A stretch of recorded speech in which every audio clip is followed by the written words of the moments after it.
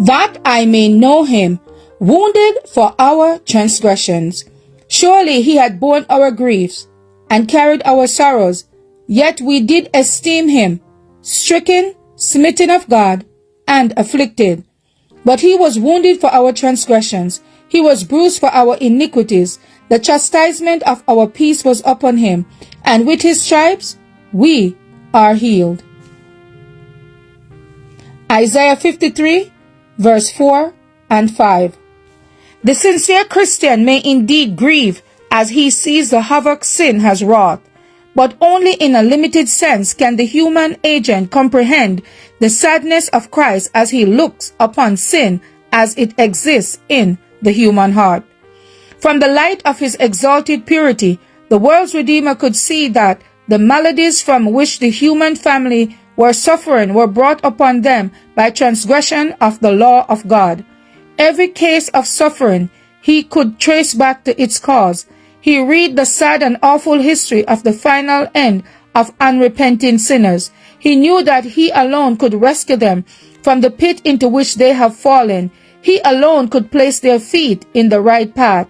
His perfection alone could avail for their imperfection. He alone could cover their nakedness with his own spotless robe of righteousness.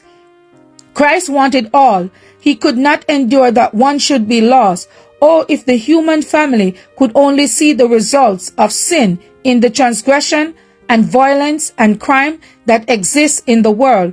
If they could see the transformation of men from the image of God to the similitude of Satan. Man was created pure and holy, but through transgression he came to possess the attributes of Satan. In coming to the world in human form, in becoming subject to the law, in revealing to men that he bore their sickness, their sorrow, their guilt, Christ did not become a sinner. He was pure and uncontaminated by any disease. Not one stain of sin was found upon him.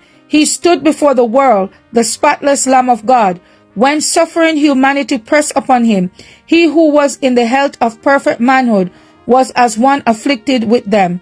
This was essential that he might express his perfect love in behalf of humanity. Christ was strong to save the whole world. That I may know him, March 2nd. As for me and my house, we will serve the Lord. Thank you all for listening, and please join us once again tomorrow for your daily devotional reading. God bless.